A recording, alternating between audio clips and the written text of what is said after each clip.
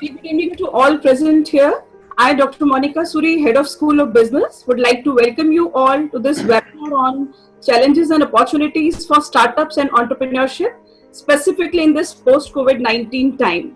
So, a brief introduction to Oro University. Oro University is established under Gujarat State Private Universities Act 2009 and also under Section 2F and 22C of UGC Act 1956. Founded by Rama family. The university is aligned with the vision of Sri Aurobindo and Divine Mother, and the university is providing education and competency in 7 areas of domain. The first one is business, hospitality, IT, journalism and mass communication, law, design, fashion technology, and from this academic year, we are also commencing with one new school, that is School of Sciences. And I'm so glad to share with you that School of Business is also coming up with a new master's program from this academic year, and which is Master of Family Business Management and Entrepreneurship. So I think the theme is completely aligned to that particular program which we are coming up with. And Oro University has its national and international presence in various domains of knowledge for academic and industry transactions, not only in India, but also globally. So with this thought, I would like to share a few of my insights with respect to today's topic. And first of all, before I share the topic, I would like to welcome all the panelists on the board for this particular webinar for sparing their good time and share their insights with us and our students and participants who have joined us for this particular webinar.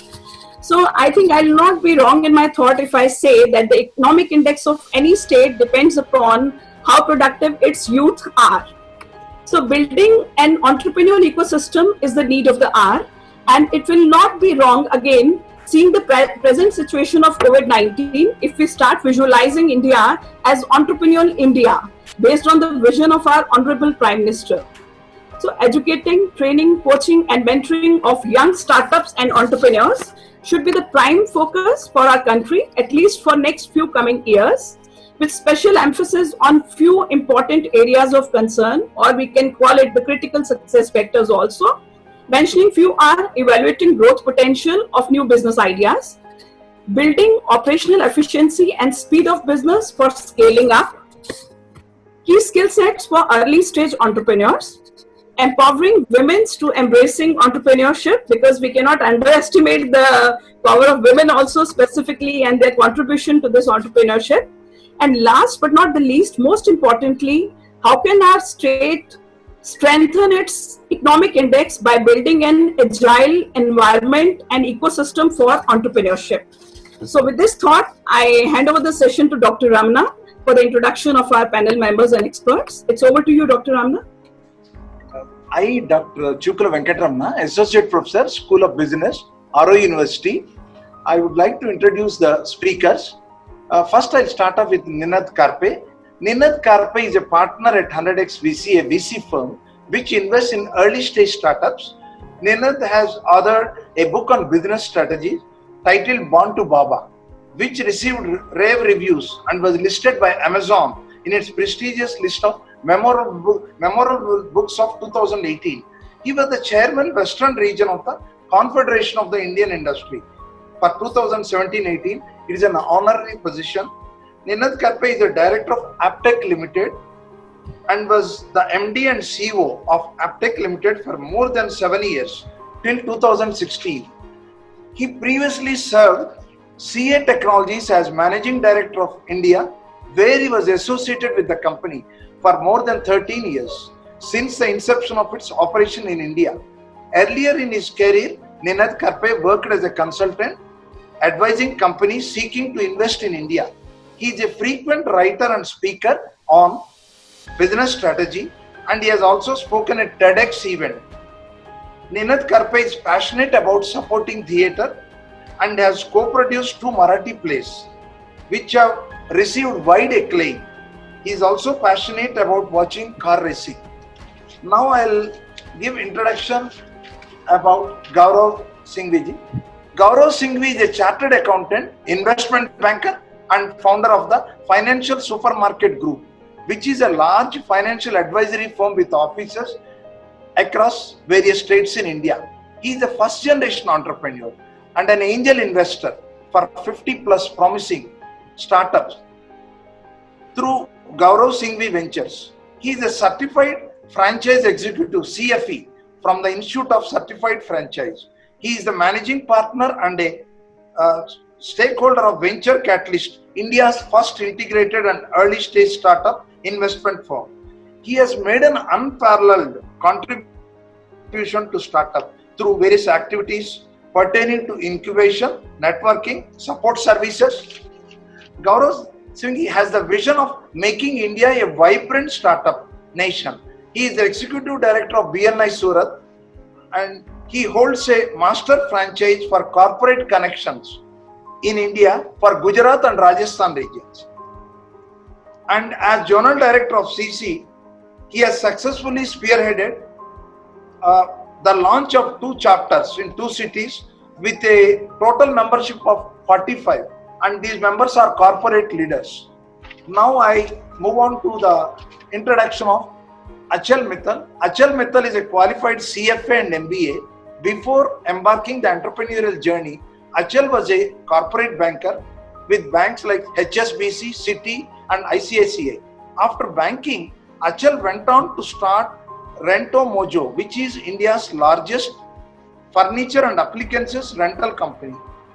And in India, it is funded by IDG, Axel and Bain Capital. In 2018, Achal also started Liqui Loans, which is one of the largest peer-to-peer lending companies in India, then funded by Matrix Partner and Marquee Angels like Kunal Shah. We are highly honored to have you, sir, as speaker for this webinar. Now I request Ninath Karpesa to start his presentation. Thank you, Dr. Ramanath, for those kind words of introduction. Thank you, Dr. Suri, other panelists, Kishore. I'm delighted to be part of this webinar. And in the next 12 to 15 minutes, I will share some thoughts which hopefully you can take back and think and mull over. Let me start with the story of a gentleman called Kevin Plank. He's in US. I'm giving examples of a US startup because all of you must have heard about Flipkart and the other successful startups in India. So maybe I'll give 1 or 2 examples of US startups. Kevin Plank was a player in American football, not soccer. American football is different. And he was a fullback in the University of Maryland. When he used to play his game, football, he realized that every time during the game, he has to carry a bag full of 8 to 10 undershirts, which became, filled with sweat, and it was very heavy. And he wondered, why is there no solution to this problem? Why do you have to keep carrying a huge bag with this sweaty undershirt, and so heavy? So he designed an undershirt which could absorb the sweat. And when he graduated, he made that first couple of them, gave it to his team members who were there earlier, and they all loved it. Because no longer they had to carry such a huge bag of shirts just for one game.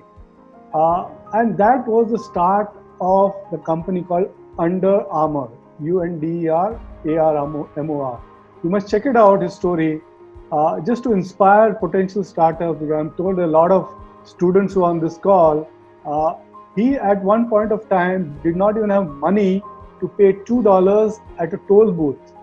And he requested the toll booth agent to allow his car to pass, saying, I'm a startup, I'm unable to pay $2, please allow me to go through, and he allowed. So can you imagine starting from there? Last year his turnover was US dollars 5.3 billion within a matter of seven years. What was he solving? A simple problem. What a simple problem? I do not want to carry 8-10 sweaty undershirts after every game. And today Under Armour is a huge brand in US, not just for sports shirts, but for all of the accessories. It's a story you'll get deep inspiration from.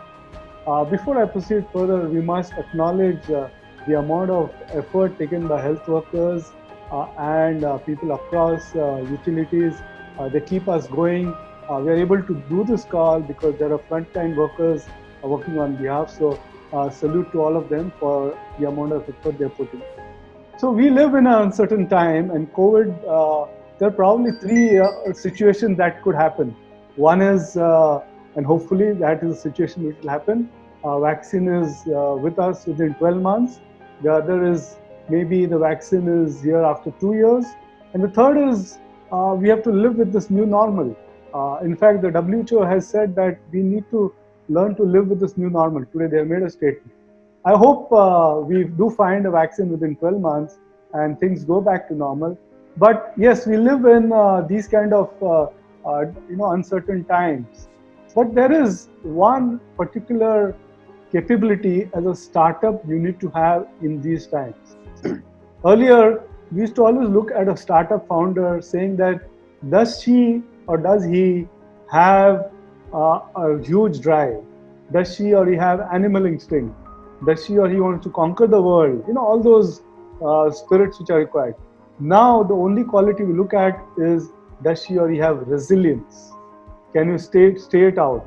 Can you survive this? Can you remain in this changed world and stay it out? And for that, if you have to get some inspiration, you can get inspiration from a very humble insect. The humble insect is an ant. Ant has got huge capabilities of survival. You try stopping an ant in its journey. The ant will go around your hand, below your hand, on top of your hand. The ant wants to reach the journey. The same way you have to reach the journey. Throughout summer, the ant is thinking of winter. The ant thinks, and all of them together think that we need to store enough food for the winter. And whenever there's winter, they wait for that one day when there's sunshine and they come out immediately and start storing food. So you have to have resilience. You have to have the attitude of somehow finding your destination and going to that destination, and ants should be your inspiration. So how do you start? Suppose you are a startup founder wanting to do a startup, you're an Auro University or any other place, any student from anywhere else.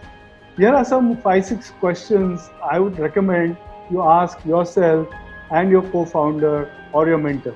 Number one, question all assumptions. There's nothing which is right today. Everything can be questioned. Any business process can be improved. So question all assumptions. Be curious. Number two, be curious. Ask. Keep asking. Ask your professors, ask your teachers, ask your colleagues, ask your parents, ask your neighbors. And whenever you get an idea, point number three, you get an idea. Ideas are fragile. They need to be nurtured. So nurture them either with a mentor, with a teacher, professor, a friend, whoever. And remember, even a small innovation can move the needle. I give an example of Kevin Plank. What was his innovation? Very, very small innovation, but it moved the plank totally. It moved the needle.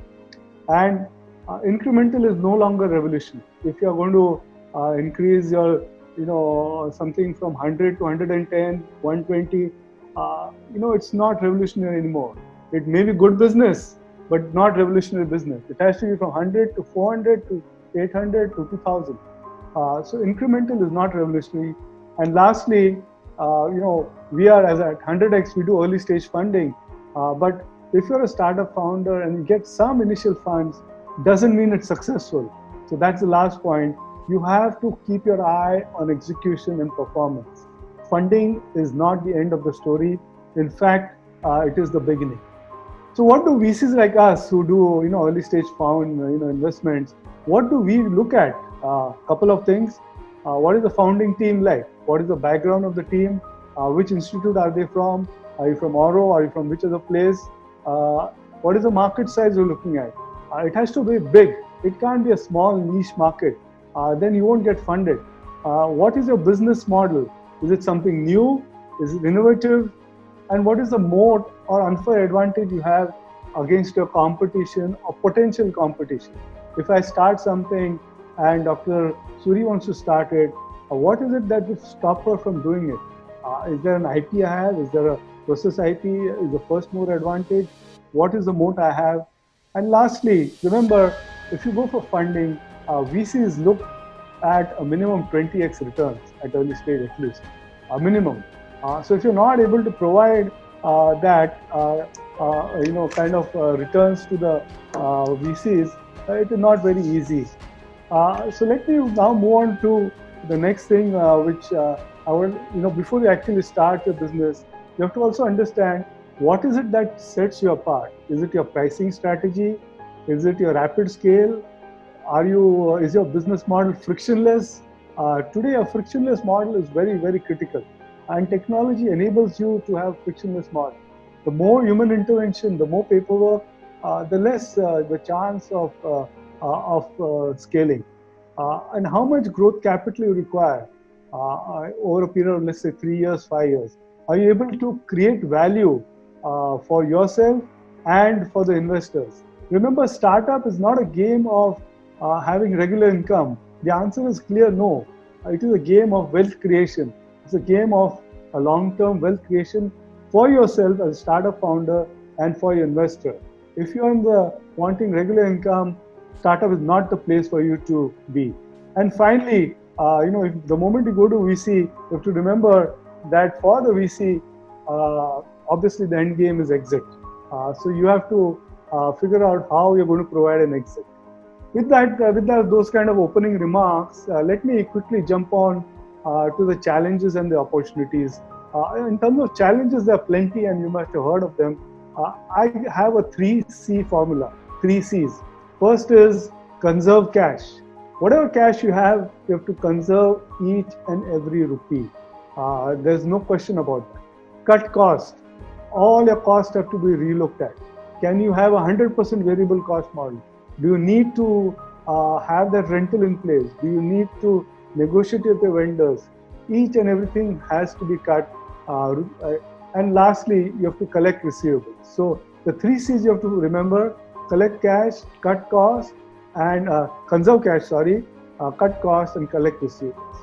Now let me go to the opportunities. Having given a background of the scenario we are living in, I'll just spend probably 5 to 7 minutes and then hand it over back to panelists, and then we'll have a round of Q&A later. So what are the opportunities? What are the changes which are happening? I'll broadly categorize the changes, and I'll give you specific opportunities at the end of it. That these are the industries you need to specifically look at to target in case you are good at it. Firstly, all of us know that the business world has changed forever. It's not going to be same. It is not a temporary change, it's a permanent change. And what are the couple of things which have changed permanently from a company or a business perspective? There will be and is now a tremendous focus on employee health. So everything will be there. After the security problems, we have security everywhere. But now you'll have distancing in the way people sit, temperature checks, employee health records. All that will certainly be part of any and every organization, the smallest of it. Digital. Everything will have to go digital. If you have not embraced it till now, you will not survive. You have no choice, and if you have to survive, in fact grow, you have to embrace digital. There are 65 million micro, small and medium-sized industries all waiting to go digital. They have not embraced digital, and here's a chance to target these 65 million micro, small and medium-sized companies go digital. New models of collaboration and communication. Here it is. Did we do it pre-COVID? No, we are doing it now. But all companies will require sophisticated models of collaboration, project management, which cannot be done offline. All online tools will get lot of importance. And cost management. Whether it's a large company in the Tata Group or whether it's a tiny company as a startup, cost management will become very critical.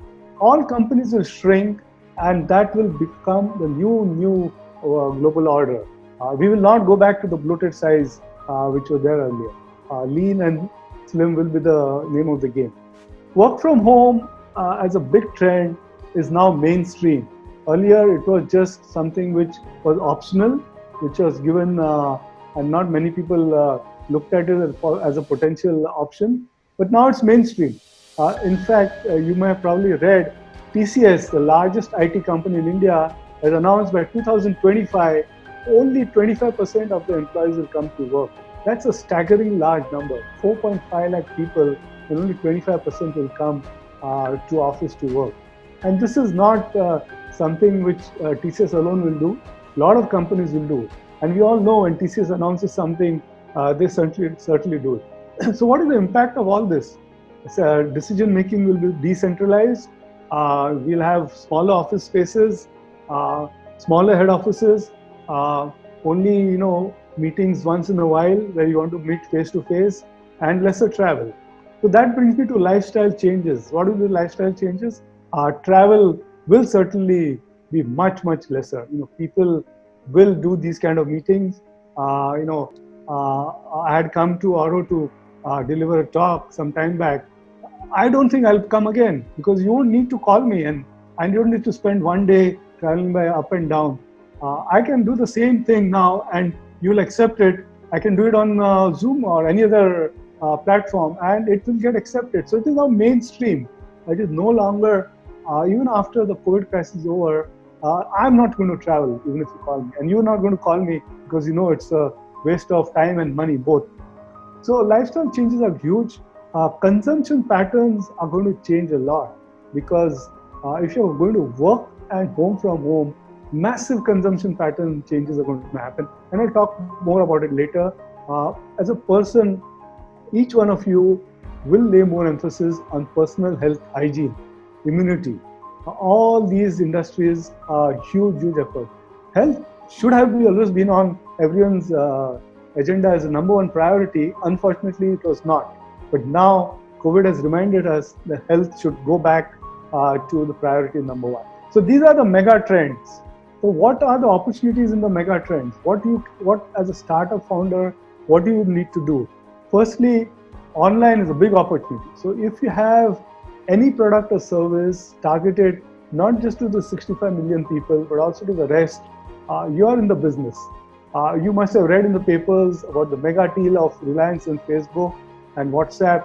They are going to change the game in terms of getting digital. So you have to target the 65 million micro, small, medium enterprises with all possible digital services they require. They require onboarding, they require CRM, they require payment services, they require massive digital services, and you need to, if you're in that space, you've got a lot of opportunity. Subscription economy is doing exceedingly well in India. It's not taken off as strongly in India. It's doing well in US, not as much in India. And subscription economy will become very popular as more and more people find it easier to get something regularly, month on month, week on week. And it's not as if you can suddenly repurpose your business to subscription. You have to invent subscription business from the word go, from zero. You can't say, I already have this shop, I'll also do subscription. No, you have to do it very different. The biggest change I feel is a new economy will emerge, which is B2H. You've heard of B2B, B2B2C, B2C. B2A is business to home. This is a once in a lifetime opportunity for all your startup founders to target your consumers. All of them are sitting at home. If I had to target, let's say, Dr. Suri at some point with some consumer products which I potentially thought she will consume, half the day she's in the institute, other half she's somewhere else. How do I get her? Today I know she's sitting at home. So I have to target products at home. So consumers are sitting at home, they'll consume more and more from home. Whether it's food, there's entertainment, content, data, games, at home consumption. So you have to repurpose your product or services to make it an at home consumption model. If you have a product or service which is a distribution model relying on large scale distribution throughout the country, you have to quickly change. There's no way you can survive in the future. And the next big mega trend is people want to now own the consumer. The good old days of just putting yourself on a marketplace and seeing a business grow. You have to own the customer life cycle from acquiring to satisfaction and finally again getting the consumer back again and again. And that's a new trend which is happening and it's possible now. You can have a partial sale of a product on a marketplace. The balance, you can own the consumer. so to ensure that there's complete satisfaction of the consumer. And marketing now through influencer marketing and other means is never so difficult. Let me quickly end with some potential areas, and I'll give you 6 areas which I think has deep scope now and for the future. First is health tech. I mentioned that health is very important. In India particularly, health tech has not got as much prominence, and now it will. Second is deep tech and AI. More deep tech companies coming in India. I'm also very, very gung-ho about neobanks. Neobanks accept lending. Lending is a very different ballgame. But anything other than that, a bank without any physical format, everything digital. EdTech obviously is now also gaining a lot of momentum. Agri-tech is huge opportunity. In the agriculture sector, even adoption of basic digital applications has not happened. And last is SaaS business applications. So I've given you 6 broad areas. I have told you the challenges. I have spoken about the opportunities. Let me end finally with one last quote, and that is of Sir Winston Churchill. He has said, "Never waste a good crisis." There's a crisis amongst us, and we should remember these words of Sir Winston Churchill, "Never waste a good crisis." Thank you. Those are my opening comments. I'm here in the panel later on if there are any questions. Thank you.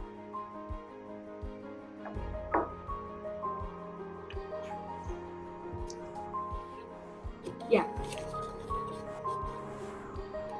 Can we move on to the next speaker? And we'll take the questions later. It's over to you, Gauravji, for your insights on the topic. Yeah. Good afternoon, everyone. So I think Mr. Kape has covered almost everything. But I would like to share from a chartered accountant's perspective, because that's what every day I'm talking about. So first, I will go to times that how I see the coming times. I'm quite excited. I'm quite excited that the coming times are going to be very, very good. And after 3 or 4 months, probably when this entire pandemic situation will get over, we'll be having a new opportunities. And as Mr. Kape has said, that never waste a good opportunity crisis. And I am always feeling that this is going to be making all startups, those who are self-capable or those who have strength, will win over, and they will be having a very good place in coming times. So there are challenges. There are certainly current challenges which are there, and we need to understand what are those challenges. So those challenges are supply side challenges, demand side challenges. It's a very unique situation. Normally in recessionary situations, what happened that demand is the only challenge. Supply is always there. But in the current scenario, it's a very, very uniquely combined situation where the demand is also not there and supply is also not there. And because units are not working, some of the items which are imported are not importing, and you have no supplies. And at the same time, demand is also not there because people are not going out of home, and still for another few months or few weeks, probably demand will not pick up. It will not happen that people will just open and will go rushing for a buying, mad buying, because India doesn't have that. People were asking on another panel yesterday when I was there, people were saying whether that kind of a revenge shopping which has happened in China, will that happen in India? Certainly it will not happen that way, because as an individual cultural level, we are not the people those who would love to go for shopping like this and would like to celebrate this kind of thing and get a new term called revenge shopping. Certainly will not do that, because a lot of things are passed through. And second, which is going to be a severe cash flow issue. So there is going to be a cash flow issue, and there will be some people who will be holding cash, but they will not be releasing cash. And it will apply to startups more, because some deals which they were asking, some negotiation which they were doing with their investors, present investors, or they were on a final term sheet level, probably it might not go through, because everybody want to, even the funds and everybody, the angel investors or early stage investors or all level of investors, right now wanted to save cash first, and second, they wanted to really take care of their portfolio companies. because they don't know what kind of an investment will come in their portfolio company, what kind of a cash requirement will come to their cash flow to their existing companies. So that's going to be a second very important thing which is going to be there. So you have to be little wise about it. You have to be, I'll talk about opportunity and what you can do, but I'm more or less right now talking about the challenges. That's a one second. And third, travel restrictions. Friends, we'll all have to understand that now the travel restriction is there, and soon it's going to be converting into an opportunity. As Mr. Kapre was also talking about that I would not.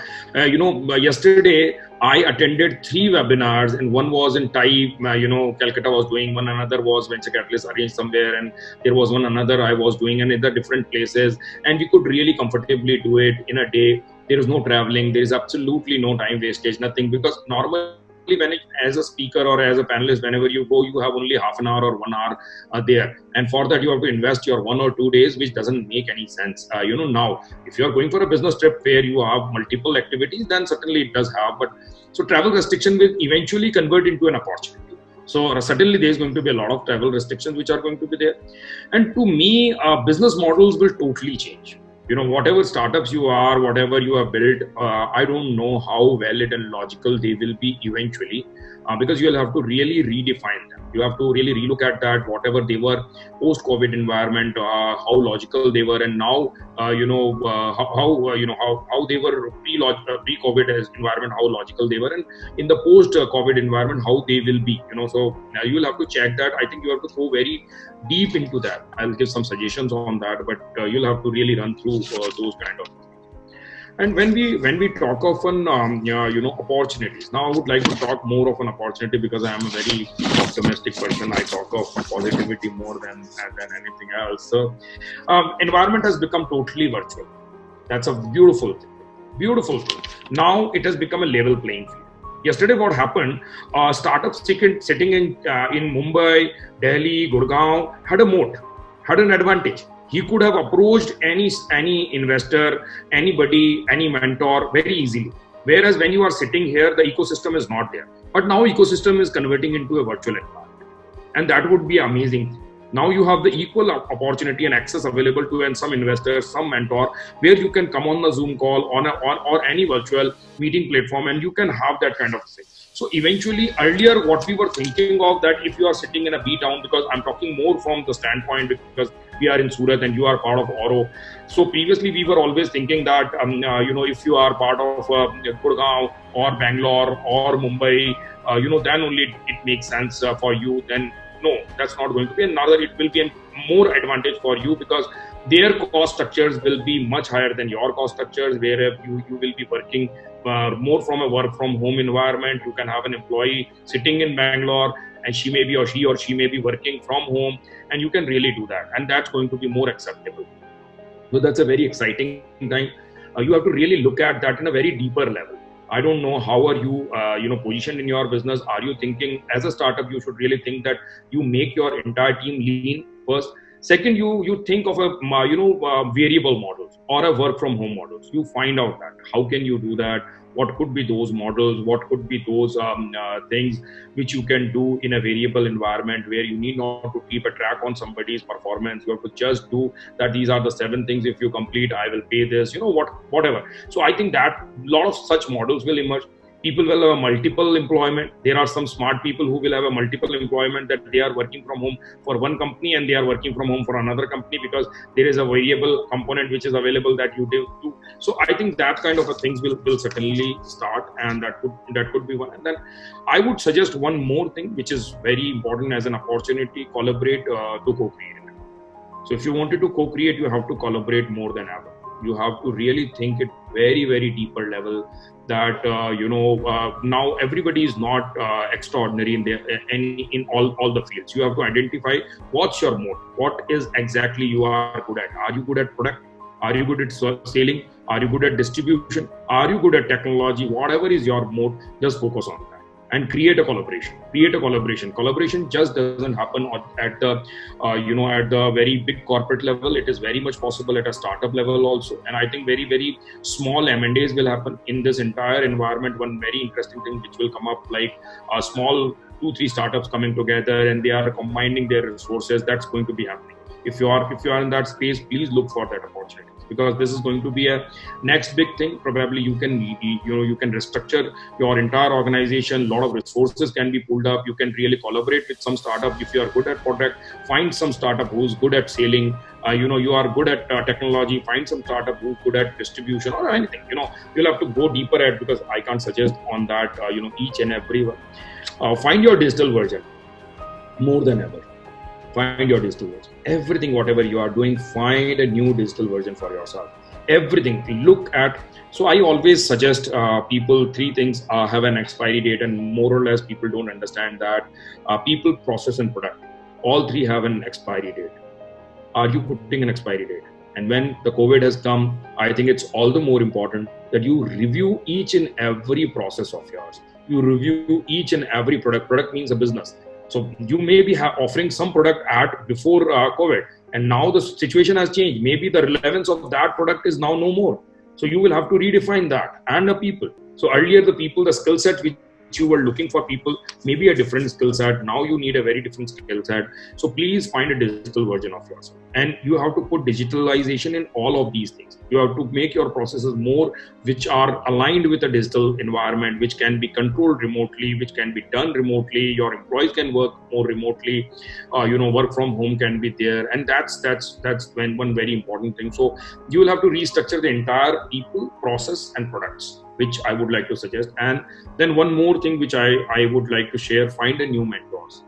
Find new mentors for yourself. And now it's more than ever, it's easy. Why? Because earlier you will have to travel. People were having limited time. When you meet people, there are a lot of formalities involved, so take care of tea, nashta, those things. Now that's not there. Come on a Zoom and half an hour, very focused call, and probably you can convert and you can ask right set of questions. So please, as a startup, please look for those kind of things. And now barriers have become very different. Now your access is not only Mumbai. Now the entire world is open to you. If you are looking for some mentor in some specific area, probably you can find through digital mediums and from a social medium, and you can really do something outstanding. Somebody sitting at Singapore can be your mentor. Somebody sitting in Dubai can be your mentor. You need not to travel. He need not to travel. That could be one thing which probably is there. And I'm suggesting one more thing. Can you find your own digital country? A very interesting thing. The social country, digital country. A lot of people may not be understanding. So can you have your digital or a social environment where you have 50 lakh followers? In Europe, there are some countries which are close to 50 lakh. So if you have that kind of, you can penetrate your products. It's for startups is all the more important. You can really do that. You can create that kind of an environment. And now more than ever, things are going to be selling more online. We are all using screen times, seeing the all digital mediums, more than ever. And it's going to be increasing. It's going to be increasing. And last, for the collaborative side, I would like to talk about skill, scale, and speed. So these are the 3 things which you will have to work on. One is a skill, scale, and speed. So skill means, you have to improve all your skills. You have to make sure that your all employees improve their skills. They have to really relook at all the new things. And now it's more convenient, more easier. Earlier they have had to travel somewhere. Now that's not there. You have to just do online skill developments. And the cost has become 1/10. Earlier they were charging 1,000 rupees. Now they are charging 100 rupees. There are some courses which are for free. So you have to think aloud and scale. Think of a scale. If you don't have a scale in your business, you are not a startup. You are not a startup. I will not fund any startup which doesn't have a scale. You wanted to just operate in a geography. You just wanted to do one for one category of people. No, that's not something which will excite investors. Now you need to have a scale. It should be a scalable boundaries, and without any kind of a boundaries that should be there, and a speed. Fast and focused are going to be growing now in the new environment. The people who are fast and focused are going to be, is going to be. So please look at speed, because if you have 3 things, I think I have suggested few things. If you will just look at them, it would be a great thing. Skill, scale, and speed, I think, which you can do. And I have been suggested that there are going to be some on some sectors people were asking, and we were talking that what could be the sectors which are sunrise sectors. So for me, online gaming is one thing, OTT platforms which has a content and entertainment which are going to be very exciting. Healthcare, including healthcare, I'm more excited, about that skill kind of a things like meditation classes, fitness, and all those things. We must have seen in this last 50 days, a lot of such apps have taken, the place of a physical instructor, and those kind of things are going to be there, and they are going to, because people have used them for good 50 days or more than that. Now it has become their habit. So if you think that it's just for 10 days, no, it's not going to be for 10 days. It's not a very small period of time. It is a very big period of time. Or I think when the lockdown will complete, it will be almost about 2.5 months or 2 months. So we have acquired that knowledge. We have gained it, So online meeting tools, certainly, it's going to be there more on. Cloud kitchens, more than a restaurant. I'm seeing more of a cloud kitchens are going to be there than restaurants.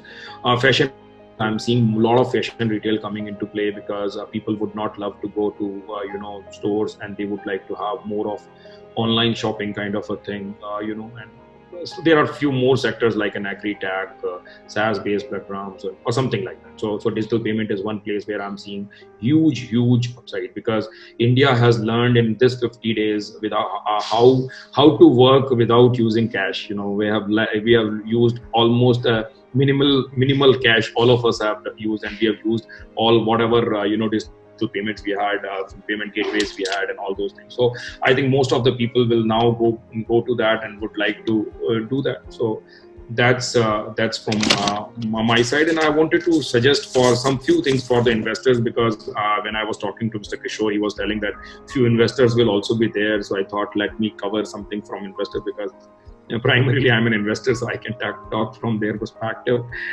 So early stage is going to be very attractive. I'm very excited about that. It's going to be very exciting. You will get amazing opportunities, because all these kind of crisis comes out with the new businesses you have never heard of. You have never thought of those businesses which are going to be coming, and that entire journey will be driven by startups.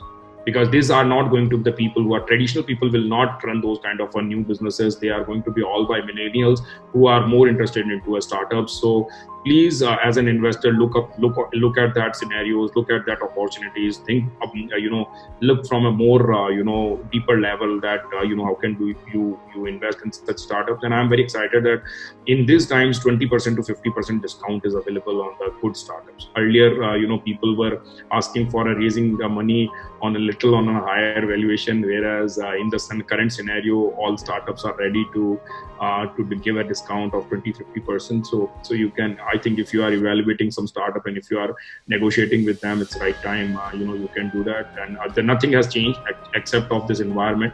If their product sounds you logical after post-COVID, also it could be a discount scenario for you. So which I would suggest that.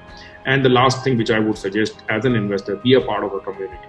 Be part of a community which is talking about investment, which is talking about like TIE. In Surat, if you wanted to really be part of something, so you need to be part of TIE, because then only you will be able to get that kind of an information, because we have a limited sources by virtue of just reading. We need to sometimes talk to people, what their experience, how they have invested, what they have invested, what are they doing.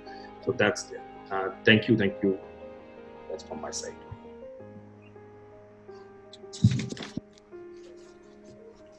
Sir, we have a question from the audience. The question is for Mr. Ninad Karpe. Sir, can you please explain subscription economy model? Subscription business model. Can you please explain? Sure. So me and my family require X amount of milk every alternate day. I need particular bread every day. So rather than every day a person coming, me paying to the person, I just say for this month, every day I want bread delivered at my doorstep, and it gets delivered. I need milk delivered, and I pay for the month. I pay for 3 months. Seamlessly, it gets delivered. Juice, anything. So Nike in US has started subscription even for shoes. So for teenage kids, they allow teenage kids to get 2 pairs of shoes, and after 3 months or 5 months, the shoes can be returned, a new pair of shoes come at a slightly higher. So subscription economy fundamentally means that you pay a fixed amount, you're sure and certain this product will be delivered every day, every alternate day, every month, every 2 months. You don't have to bother about it. The biggest success story of subscription economy is Dollar Shaving Club. Please check it. It became a billion dollar company. Simple model, razor blades are delivered every month. You don't want a hassle of selecting blades, buying them, pay a fixed amount. So I can go on and on, but I hope we got the answer. I think Dr. Ramana, shall we move on to third expert and then we'll take the questions at the end? Yes. Let's move on to Mr. Mittal now. Mr. Mittal, it's over to you.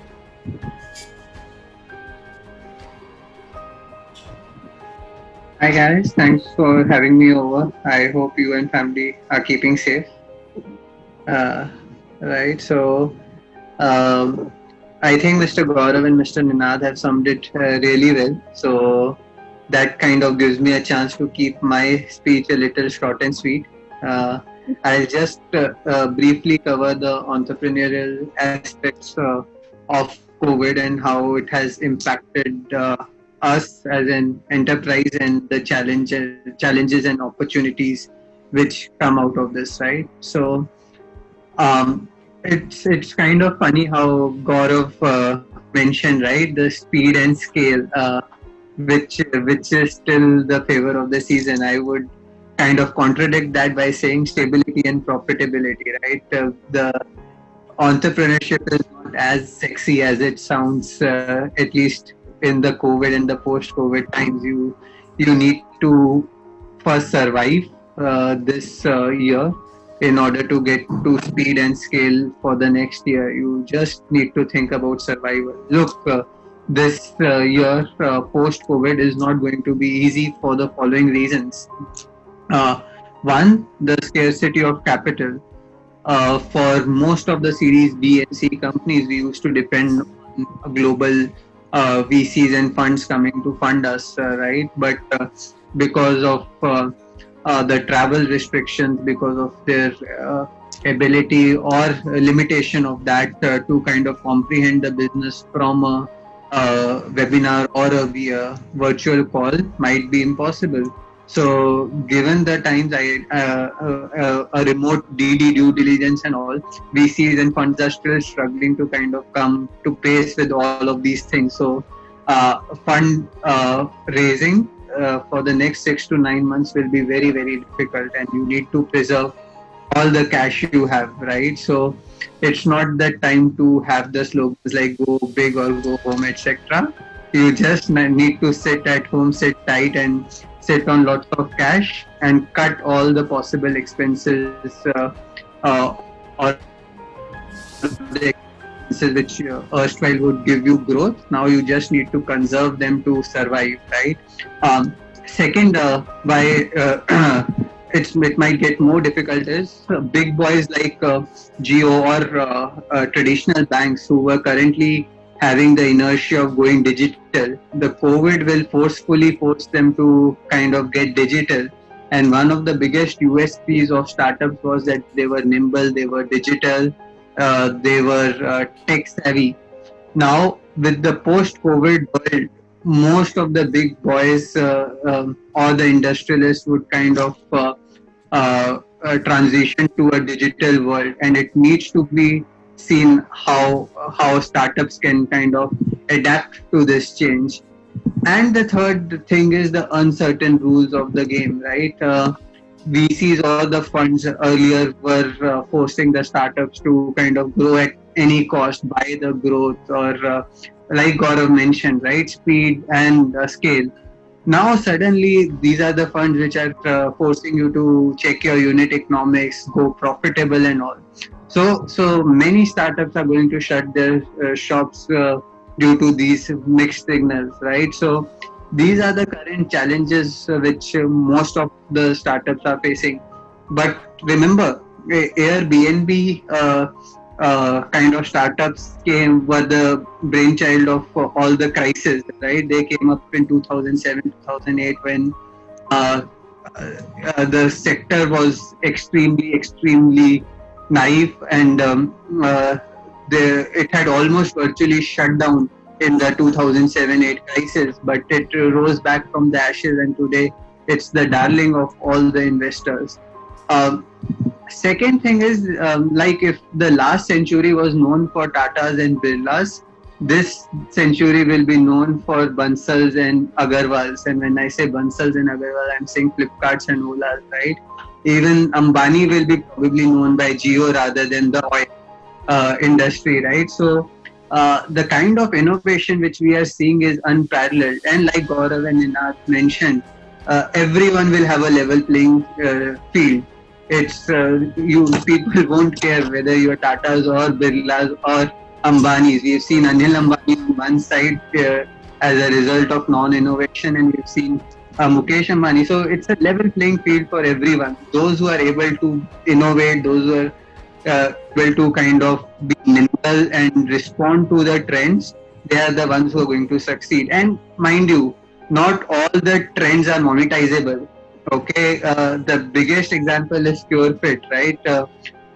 They launched the videos, etc., for staying fit instead of having the franchisee model, which was very well adopted by the masses. But the moment they started asking money for it, they saw 90% reduction in the subscribers. So, as entrepreneurs, you need to be aware that what can sell for free might not sell once you start asking dollars for it. So it's very important to not get confused between the trend and the business opportunity. At the end of the day, the business of the business is to earn money rather than to just monetize that trend. Obviously, if you are in the business of owning consumer, and to my mind, it's not necessary now even to own consumers. At this time, it's don't burn money to own consumers, don't own money to become a brand, just keep money to survive and build a good product, right? And things will follow. That's it from my side. I'll be happy to take any questions following this, and best of luck, everyone.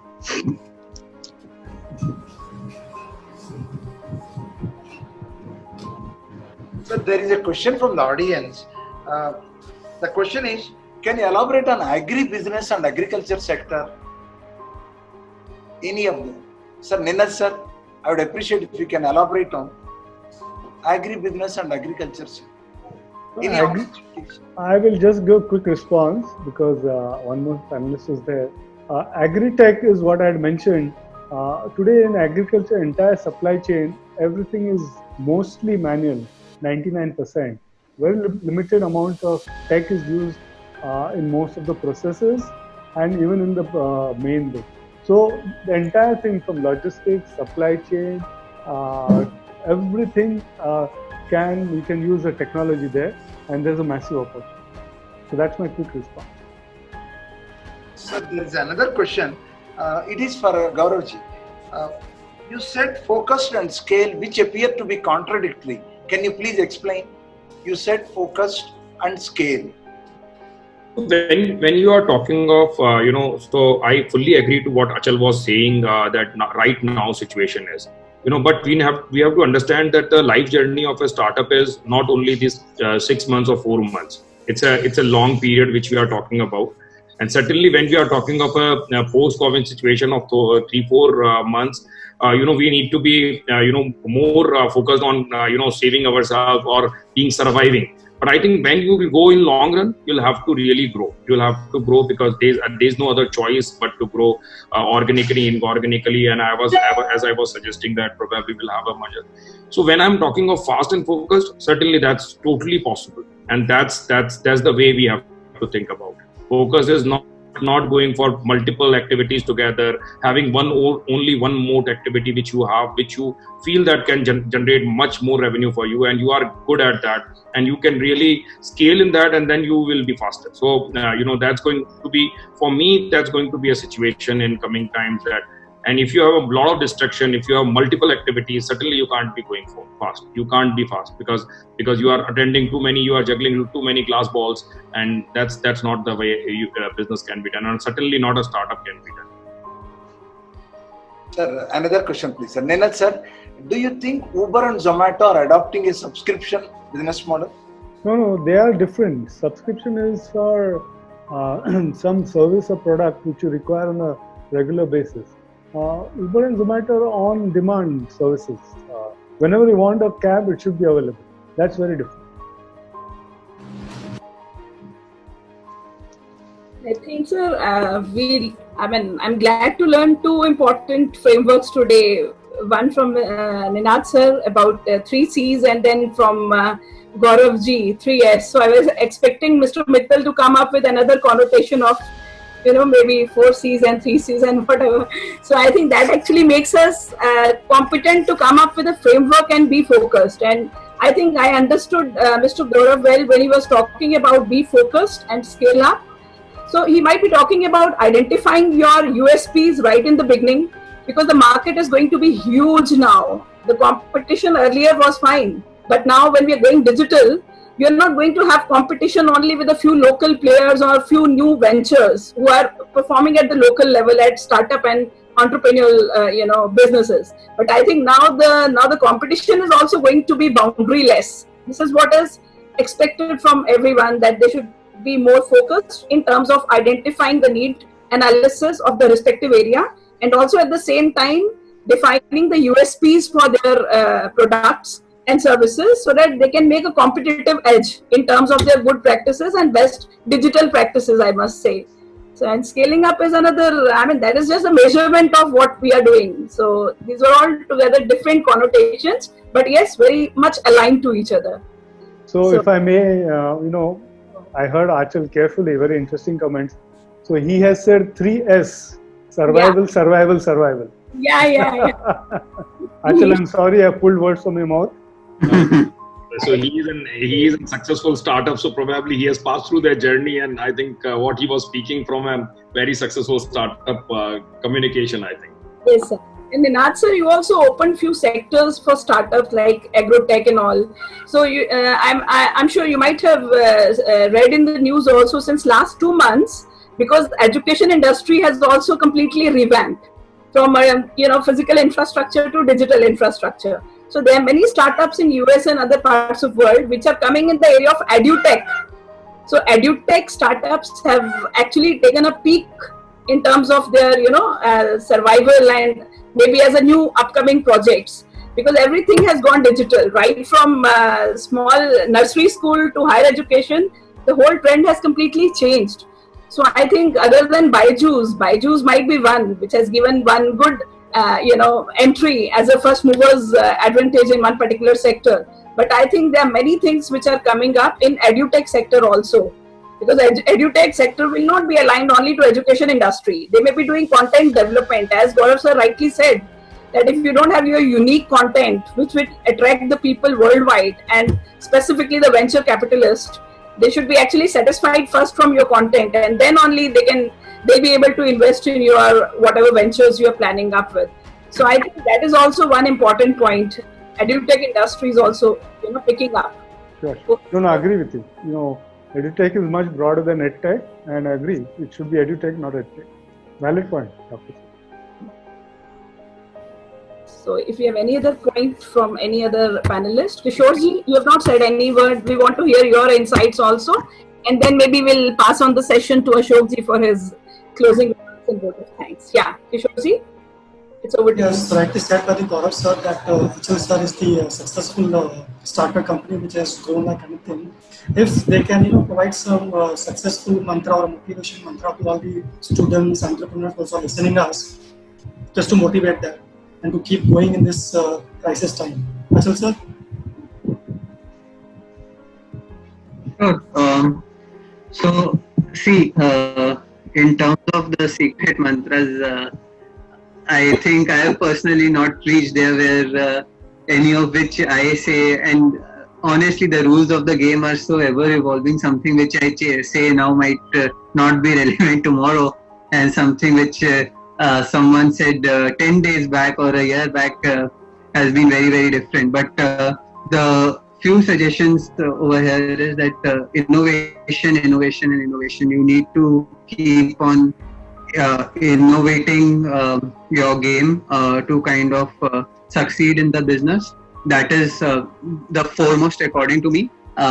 Like how Mr. Suri said, right, that the competition has become virtually boundaryless. So gone are the days where everyone was operating in their comfort zone.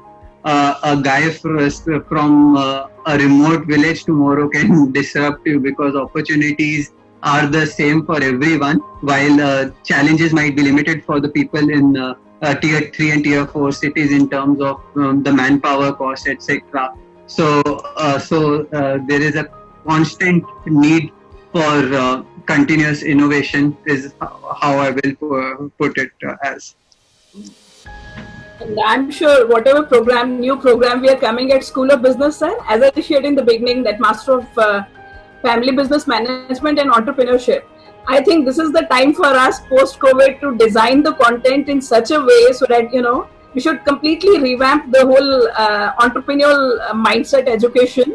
And I think it will add value to the nation as well as specifically to Surat city, because largely we have students from various diversified backgrounds. So I'm sure with your inputs, I've already noted down 4 or 5 page notes with me, which I was making when you were talking. So I'm sure we are going to revamp and modify the content of our course structure and curriculum that we have designed. And I'm sure we'll keep taking your mentoring support in future also. And I think so startups need not be a 100 crore venture or a 500 crore venture, right? It can be your nearby Kirana store also, who is constantly innovating. Yesterday, I got a call from my tailor asking if I can give him 1 lakh rupees because he's starting mass production of designer masks. So the innovation is happening at every scale, right? We unfortunately equate it only to Flipkart or to Paytm or to Ola's over here, and those are between far and few success stories. The chances over there to succeed is 1%, and they might not even come at the right fundamentals, or maybe at the cost of excessive cash burn or venture capital, which, mind you, might not be there tomorrow. So the biggest lesson or biggest advice which I want to give the next generation is think of a business where you might not require excess capital. It should be an asset-light business, which even if tomorrow you don't have any capital, how would you survive and thrive? So that should be the mantra going forward, rather than valuations and burning excess capital and your drive to get that valuation. That might not hold true for next 2-3 years. The last point, and then I'm going to hand it over to Ashok sir. I was just thinking that we faced in Surat specifically. Now I'm hardcore Surti because I've been fully migrated here and fully permanently settled here. I mean, this is what I cross my fingers. But yes, I started adjusting myself to this place very effectively. So I was just thinking, like, we in Surat specifically in Gujarat, we faced a lot of problem of reverse migration. And we have seen that the major problem that we are facing at this point in time is related to migration from this place, to labor migration from Surat to other states. So I was thinking that it could be a great learning for the new upcoming entrepreneurs and startups, so that they can reverse their model of not depending on the migration from large migration. I'm not saying, a small portion can be accommodated, because obviously a diversified skill set will add value to your core competency and to your business also. So I think they can actually revamp the proportion from 80-20 now reverse way, like 80% they can identify the talent and skill sets within the Gujarat, and they can groom those people also through their training programs and skill based. Many programs are coming up, and government is also giving tax holidays and very big budget for specifically skill development. So I think they need to revamp their business model, not being so dependent on true fully migrated labor. But yes, they can actually bring value, and that will add value to the state itself by bringing more of employment to people who are not having any jobs at this point in time.